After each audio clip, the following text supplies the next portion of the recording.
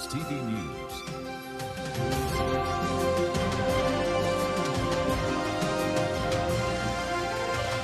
This is the 11 o'clock report. Thanks for tuning in tonight. The big question is organic food better than non-organic food? We have two reporters out there in the field, and we're going to let them explain it to us. Hi Chet, this is Nick here, live at Bill's Organic Farm. What organic means is that it's a way of growing crops without using pesticides, antibiotics, or genetic engineering, and it leaves a small carbon footprint on the environment. What a carbon footprint is a measure of the impact human activities has on the environment in terms of the amount of greenhouse gas produced, measured in units of carbon dioxide. What some people don't know about organic and non-organic is that both have the same amount of nutrition value, but a main difference is the organic carbon footprint. Now what I'm going to tell you is something called the Dirty Dozen. First on the list of the Dirty Dozen is celery, then peaches, strawberries, apples, blueberries, nectarines, bell peppers, spinach, cherries, kale, collard greens, potatoes, and grapes. This is the summary that we have for you today. Now, back to you, Chet. Thanks, Nick, for the organic side of the argument, and we're tuning to Steven for the non-organic side. Hi, Chet. It's Steve. We are here at Bill's non-organic farm in Estacada. Bill uses genetic engineering, antibiotics, and pesticides to help protect and speed up the growth process of his crops. He also uses caged chickens, 2 of the many that he has on his farm, and the positive of these caged chickens is that they're cheaper and there's more of them, so they are able to provide cheaper food year-round and the weather does not affect them, so food can be distributed everywhere. The fact that you should know about non-organic versus organic is that the nutrition in both of them isn't much different. However, organic has a smaller footprint on the environment.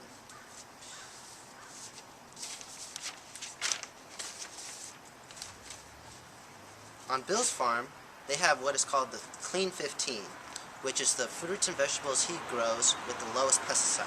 Some of those include onions, sweet corn, pineapple, eggplant, avocado, and sweet potato. Back to you, Chet. Thanks, Stevie, for that. Now that we got both sides of the story, we're going to tune into some professionals to see what they think. So, do you use organic food or not? I do.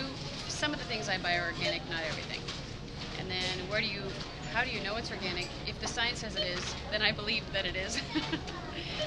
Where does your food supplier buy the food? I just avoid products that say that they came from Mexico just because I'm not sure about the cleanliness of the irrigation, but otherwise I don't really know where the products come from. I try to buy food that's produced in the U.S. Why is it important to use organic food rather than non-organic? I believe it's important to use organic when it's an item that you don't peel. If you're going to eat the skin, like an apple.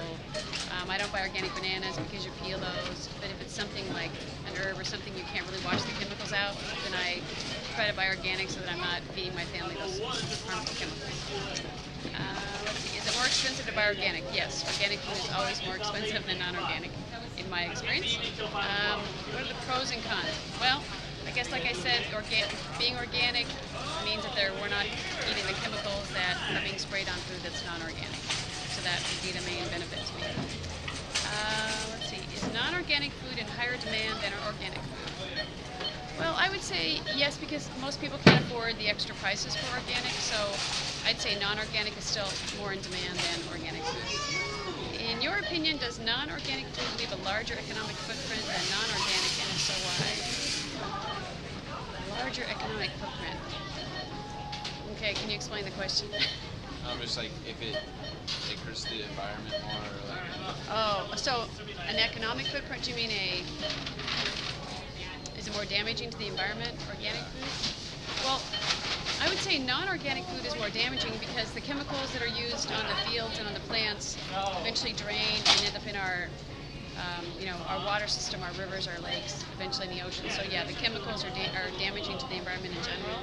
So organic food would leave a less of a footprint on the environment. And then does the school use organic food or non-organic food, and why? I have no idea. Okay.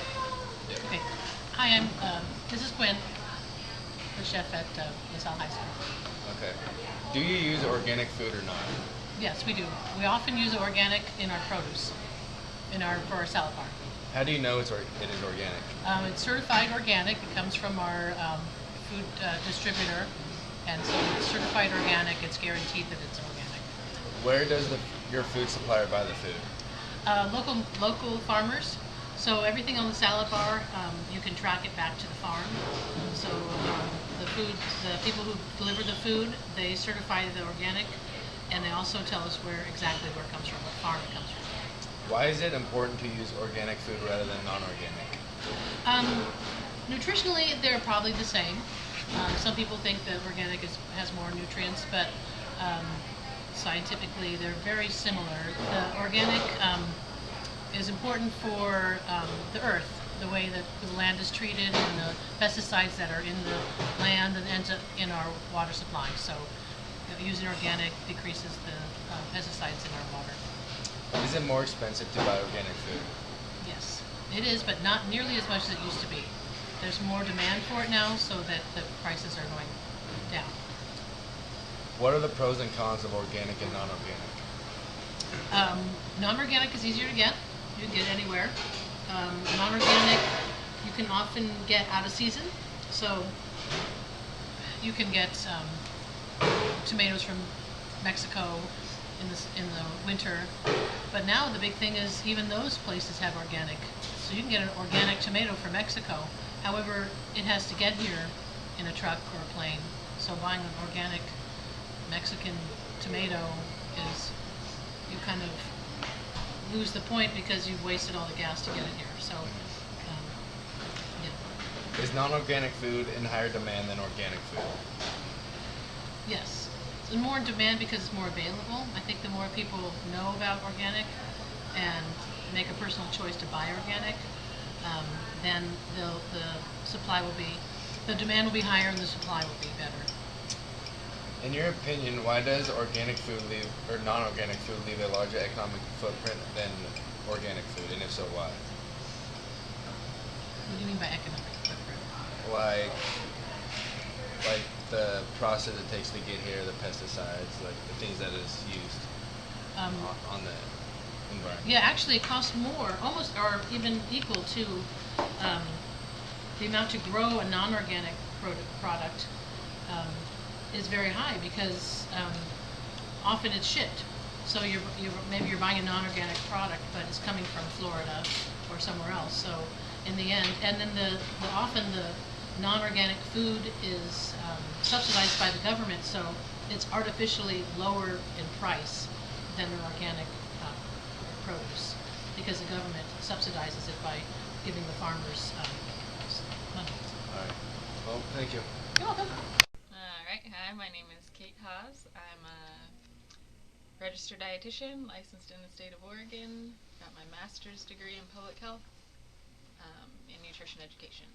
And I'm working here at Good Sam with Legacy Health. Do you use organic or non-organic food? I use organic foods when it's available to me. There's certain foods that I don't even bother eating organic, like I don't drink organic milk, I don't eat organic bananas, but other things like apples, if it's cost effective and I can afford it, or I can buy from a farmer's market or locally grown source, then I do organic. Okay. How do you know it's organic? If you're buying at the grocery store, it'll say on there certified organic.